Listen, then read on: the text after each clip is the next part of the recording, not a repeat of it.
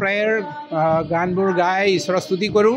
আৰু খ্ৰীষ্টমাছৰ দিনতে সেইটোৱে মেইন কথা আহা ঈশ্বৰক স্তুতি কৰা মহিমা কৰা কাৰণ ঈশ্বৰে জগতক প্ৰেম কৰি ঈশ্বৰৰ নিজৰ পুত্ৰকে দান কৰা কথাই যীশুখ্ৰীষ্ট মানে ঈশ্বৰ আমাৰ লগতে থকা আমি ঈশ্বৰকে আমি চকুৰে নেদেখোঁ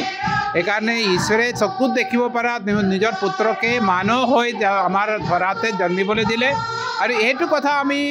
আজি উদযাপন কৰোঁ আৰু সকলোলৈ এইটো শুভবাৰ্তা জনাই শান্তি যি যীশুৱে প্ৰদান কৰিছে এই শান্তি নিজৰ অন্তৰতে কৰিবলৈ গ্ৰহণ কৰিবলৈ আমি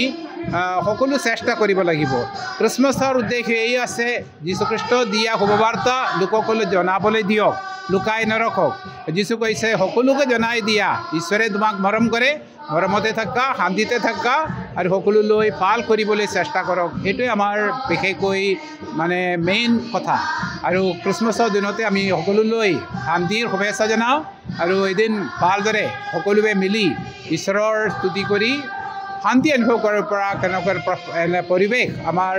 আমাৰ এই ঠাইত মাজুলীটো আৰু অন্যান্য ঠাইতো হ'ব এইটো আমি আশা কৰি প্ৰাৰ্থনা কৰিছোঁ ডাঙৰ গীৰ্জাঘৰ তেনেকুৱা আমাৰ এইটো এটা ডাঙৰ গীৰ্জাঘৰ আছে তেনেকুৱা গীৰ্জাঘৰ মাজুলীতে আন কোনো গীৰ্জা নাই এইটোৱে ডাঙৰ গীৰ্জা মাজুলীতে আৰু তাৰপিছত আমাৰ য'ত সৰু গীৰ্জাবোৰ আছে এইটো বেছি ডাঙৰ নাই য'ত 4-5টামান পৰিয়াল থাকে তেওঁলোকে নিজৰ প্ৰাৰ্থনা ঘৰ বনায় এইটো গীৰ্জা বুলি ক'বলৈ নাই কিন্তু মানুহে নিজৰ ঠাইতে প্ৰাৰ্থনা কৰে সৰু প্ৰাৰ্থনা ঘৰ নামঘৰ সৰু বনায় এইটোৱে কথা কিন্তু কাৰো ওপৰত আমি তেনেকুৱা আজিকালি যি মিডিয়াতে চলি থাকে সদায় কৈ থাকে 35টা ছাত্ৰৰ বিৰুদ্ধে 65টি গীৰ্জাঘৰ আছে বুলি এইটো মিছা কথা ব্যৱহাৰ কৰি আছে এইটো কোনোবাৰ বেলেগ কোনো উদ্দেশ্য লৈ এনে প্ৰচাৰ কৰি আছে আমি তাকে মানে বাধা কৰি দিয়া আৰু বুজি লোৱা দৰকাৰ আছে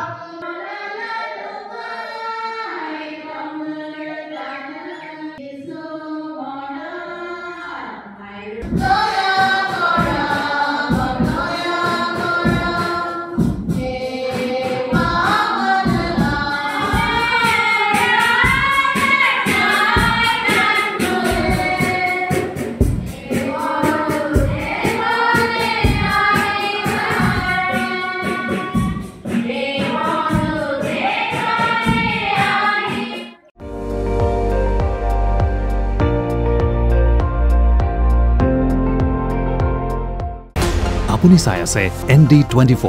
সৰ্বশ্ৰেষ্ঠ নহয় সৰ্বোত্তমৰ দৌৰত